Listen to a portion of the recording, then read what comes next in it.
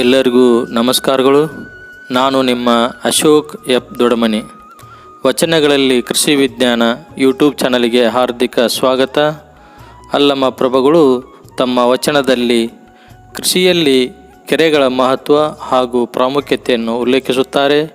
ಸಮಗ್ರ ವಚನ ಸಂಪುಟ 2 ವಚನ ಸಂಖ್ಯೆ 767ರಲ್ಲಿ ವಚನ ಈ ರೀತಿಯಾಗಿದೆ.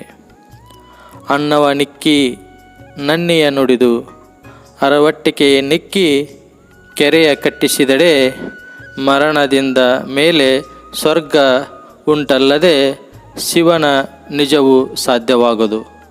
ಗುಹೇಶ್ವರನರಿದ ಶರಣಂಗೆ ಆವ ಫಲವೂ ಇಲ್ಲ. ಅಲ್ಲಮ ಪ್ರಭುಗಳು ತಮ್ಮ ವಚನದಲ್ಲಿ ಕೃಷಿಯಲ್ಲಿ ಕೆರೆಗಳ ಮಹತ್ವ ಹಾಗೂ ಹಸಿದವರಿಗೆ ಅನ್ನದಾನ ಮಾಡಿ ಸತ್ಯವನ್ನೇ ನುಡಿದು ಬಾಯಾರಿದವರಿಗೆ ನೀರುಣಿಸುವ ಏರ್ಪಾಡು ಮಾಡಿ ಕೆರೆ ಕಟ್ಟಿಸಿದರೆ ಮರಣದ ನಂತರ ಸ್ವರ್ಗ ಉಂಟು ಎನ್ನುವ ಮಾತುಗಳನ್ನು ಹೇಳಿದ್ದಾರೆ. ಒಳನಾಡು ಜಲಸಂಪನ್ಮೂಲಗಳ ಪೈಕಿ ಕೆರೆಗಳಿಗೆ ಪ್ರಮುಖ ಸ್ಥಾನವಿದೆ. ಭಾರತದಲ್ಲಿ ಮಾನ್ಸೂನ್ ಅನಿಶ್ಚಿತವಾದ್ದರಿಂದ ಮಳೆಗಾಲದಲ್ಲಿ ಮಳೆ ನೀರು ಹಿಡಿದಿಡುವುದು ಅತ್ಯವಶ್ಯಕವೆಂದು ಪ್ರಾಚೀನ ಕಾಲದಿಂದಲೂ ಜನ ಸಮುದಾಯ ಯೋಚಿಸಿ ಕೆರೆಗಳ ನಿರ್ಮಾಣಕ್ಕೆ ಆದ್ಯತೆ ಕೊಟ್ಟಿತ್ತು. ಎಷ್ಟೋ ವೇಳೆ ಸ್ಥಳೀಯ ಸಮುದಾಯವೇ ಕೆರೆಯ ನಿರ್ಮಾಣವನ್ನು ನಿರ್ಧರಿಸಿದೆ. ಮಳೆ ನೀರು ಕೊಯ್ಲಿನ ಮೊದಲ ಪಾಠವೇ ಹಿಂದಿನವರು ನಿರ್ಮಿಸಿದ ಕೆರೆಗಳು. ಕೆರೆಗಳನ್ನು ಕಟ್ಟಲು ಅನೇಕ ಕಾರಣಗಳಿದ್ದವು. ವಿಶೇಷವಾಗಿ ಗ್ರಾಮೀಣ ಭಾಗದಲ್ಲಿ ಕೃಷಿಗೆ, ಪಶುಗಳಿಗೆ, ದೈನಂದಿನ ಬಳಕೆಗೆ ಹೆಚ್ಚು ನೀರಿನ ಅವಶ್ಯಕತೆ ಇತ್ತು. ಸ್ಥಳೀಯ ಬೆಟ್ಟ ಗುಡ್ಡಗಳಿಂದ ಬರುವ ಸಣ್ಣ ಪುಟ್ಟ ತೊರೆ ಹಳ್ಳಗಳನ್ನು ಗಮನಿಸಿ ತಗ್ಗಿನಲ್ಲಿ ಕೆರೆ ಕಟ್ಟುವುದು ಸಾಂಪ್ರದಾಯಿಕವೆಂಬಂತೆ ಭಾರತೀಯರ ಗ್ರಾಮೀಣ ಬದುಕಿನಲ್ಲಿ ಕಂಡುಬಂದಿದೆ. ಭಾರತ ದಶಲಕ್ಷ ಹೆಕ್ಟೇರು ಭೌಗೋಳಿಕ ಪ್ರದೇಶವಿದ್ದರೂ ಎಲ್ಲೆಡೆಯೂ ನದಿ ನೀರಿನ ಹರಿವು ಇಲ್ಲ. ಅದಕ್ಕೆ ಪರ್ಯಾಯವಾಗಿ ಸಣ್ಣ ಪ್ರಮಾಣದಲ್ಲಾದರೂ ಮೈದಾನ ಪ್ರದೇಶಗಳಲ್ಲಿ ನೀರು ಹಿಡಿದಿಡುವ ಯೋಜನೆಯೇ ಕೆರೆಯ ನಿರ್ಮಾಣ. ಅದರಲ್ಲೂ ದಕ್ಷಿಣ ಭಾರತದಲ್ಲಿ ಪ್ರಸ್ಥಭೂಮಿ ಬಹುತೇಕ ಎತ್ತರಿಸಿದ ಭಾಗವಾದ್ದರಿಂದ ಮೇಲಾಗಿ ಗ್ರಾನೈಟ್ ಸಂಬಂಧಿ ಗಡುಸು ಕಲ್ಲಿನಿಂದ ರೂಪಿತಗೊಂಡಿರುವುದರಿಂದ ಇಲ್ಲಿ ಕೆರೆ ನಿರ್ಮಿಸಿದಾಗ ದೊಡ್ಡ ಪ್ರಮಾಣದಲ್ಲಿ ನೀರು ಹಿಂಗಿ ಹೋಗುವ ಸಂದರ್ಭ ಕಡಿಮೆ. ಐತಿಹಾಸಿಕವಾಗಿ ನೋಡಿದರೆ ಕೆರೆ ಕಟ್ಟಿಸುವುದು ಪ್ರಜೆಗಳ ಹಿತರಕ್ಷಣೆಯೇ ರಾಜಧರ್ಮವಾಗಿತ್ತು. ಪರೋಪಕಾರವೇ ಪುಣ್ಯ, ಪರ ಪೀಡನೆಯೇ ಪಾಪ. ಪುಣ್ಯವಾಗಲಿ ಪಾಪವಾಗಲಿ ಅವುಗಳನ್ನು ಗಳಿಸಿದರೆ ಅದನ್ನು ಅನುಭವಿಸಲೇಬೇಕು. ಹಸಿದವರಿಗೆಂದು ಗಂಜಿ ಛತ್ರವನ್ನು ತೆರೆದು ಸತ್ಯವನ್ನು ಹೇಳುತ್ತಾ ಅರವಟ್ಟಿಕೆಯ ನಿಕ್ಕಿ ಬಿಸಿಲ ದಗೆಯಲ್ಲಿ ಬಾಯಾರಿದವರಿಗೆ ನೀರನ್ನು ಕೊಟ್ಟು ಕೆರೆ ಬಾವಿ ಕಟ್ಟಿಸುವುದು ಮುಂತಾದ ಕಾರ್ಯಗಳು ಪುಣ್ಯದ ಕೆಲಸ. ಇಂಥ ಕೆಲಸ ಮಾಡಿದರೆ ಸ್ವರ್ಗ ಸಿಗುತ್ತದೆ ಎಂದು ಪುರಾಣಕಾರರು ಹೇಳುತ್ತಾರೆ. ಅಥವಾ ಸ್ವರ್ಗದಲ್ಲಿ ಏನು ಸುಖದ ಜೀವನ ಇರುತ್ತದೆ ಎನ್ನುತ್ತಾರೋ ಅಂತಹ ಜೀವನವನ್ನು ಪುಣ್ಯ ಮಾಡಿದವರು ನಡೆಸುತ್ತಾರೆ. ತಾನು ಮಾಡಿದ ಕಾರ್ಯಕ್ಕೆ ಪ್ರತಿಫಲವನ್ನು ಅಪೇಕ್ಷಿಸುವವನಿಗೆ ಪುಣ್ಯ ಸಿಗುತ್ತದೆ.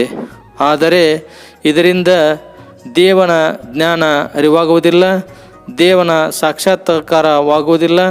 ಶರಣರು, ಸಂತರು, ದಾರ್ಶನಿಕರು, ಮಹಾತ್ಮರು ದೇವನ ಜ್ಞಾನವನ್ನು, ಅವನ ಅರಿವನ್ನು ಪಡೆದುಕೊಂಡಿರುವುದರಿಂದ ಪರೋಪಕಾರವನ್ನು ತಮ್ಮ ಕರ್ತವ್ಯವೆಂದೇ ಮಾಡುತ್ತಾರೆ. ಅವರೆಂದೂ ಪ್ರತಿಫಲವನ್ನು ನಿರೀಕ್ಷಿಸುವುದಿಲ್ಲ. ಪುಣ್ಯ ಪಾಪಗಳಿಂದಲೇ ಪುನರಪಿ ಜನನ, ಪುನರಪಿ ಮರಣ. ಇವೆರಡನ್ನು ಕಳೆದುಕೊಂಡರೆ ಮುಕ್ತಿ. ಇಲ್ಲಿ ಅಲ್ಲಮ ಪ್ರಭುಗಳ ವಚನದ ಪ್ರಕಾರ ಈ ಲೋಕದಲ್ಲಿ ಒಳ್ಳೆಯ ಕೆಲಸ ಮಾಡಬೇಕು. ಜನರಿಗೆ ಹಿತವಾದದ್ದು ಪುಣ್ಯ ಪ್ರಾಪ್ತಿಯಾಗುತ್ತದೆ, ಸ್ವರ್ಗ ಪ್ರಾಪ್ತಿಯಾಗುತ್ತದೆ ಎಂದು ನಂಬುವವರು ಅನೇಕರಿದ್ದಾರೆ. ಆದರೆ ಅಂಥ ಕೆಲಸದಿಂದ ಏನು ಉಪಯೋಗವೆಂದು ಕೇಳುತ್ತಾರೆ ಅಲ್ಲಮ ಪ್ರಭುಗಳು. ಅನ್ನವ ನಿಕ್ಕಿ ಎಂದರೆ ಅನ್ನದಾನ ಮಾಡುವುದು. ಅನ್ನದಾನ ಶ್ರೇಷ್ಠ ದಾನವೆಂದು ಪರಿಗಣಿಸಲಾಗಿದೆ. ಸತ್ಯವನ್ನು ನುಡಿಯುವುದು ಶ್ರೇಷ್ಠ ನಡತೆ.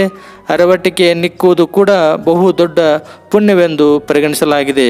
ಬಾಯಾರಿ ಬಂದ ಪ್ರಯಾಣಿಕರುಗಳಿಗೆ ನೀರನ್ನು ಕೊಡುವುದು ಮತ್ತು ಜನರ ಉಪಯೋಗಕ್ಕಾಗಿ ಕೆರೆಗಳನ್ನು ಕಟ್ಟಿಸುವುದು ನಿಜಕ್ಕೂ ಬಹು ದೊಡ್ಡ ಉಪಕಾರ.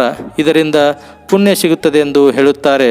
ಪುಣ್ಯವೆಂದರೆ ಒಳ್ಳೆಯ ಕೆಲಸಕ್ಕೆ ಒಳ್ಳೆಯ ಫಲವೆಂದು ಅರ್ಥೈಸಿಕೊಳ್ಳಬಹುದು.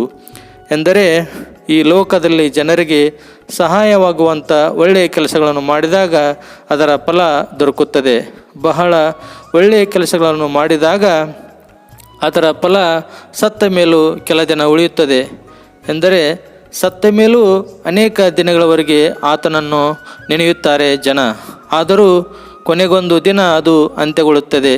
ಈ ಎಲ್ಲ ಕೆಲಸಗಳು ಫಲದಾಸೆಯಿಂದ ಮಾಡುವಂಥವು, ಅಥವಾ ಈ ಎಲ್ಲ ಕೆಲಸಗಳು ಒಂದು ರೀತಿಯ ಒಳ್ಳೆಯ ಆದರೆ ಸೀಮಿತವಾದ ಫಲ ಅಥವಾ ಮನೋಸುಖ ಕೊಡುತ್ತವೆ. ಒಳ್ಳೆಯ ಕೆಲಸದ ಫಲ ಸಿಕ್ಕೇ ಸಿಗುತ್ತದೆ. ಆ ಫಲ ಸತ್ತ ಮೇಲೂ ಸ್ವರ್ಗದ ಸುಖ ಎನ್ನಬಹುದು. ಆದರೆ ಅದು ಸೀಮಿತ.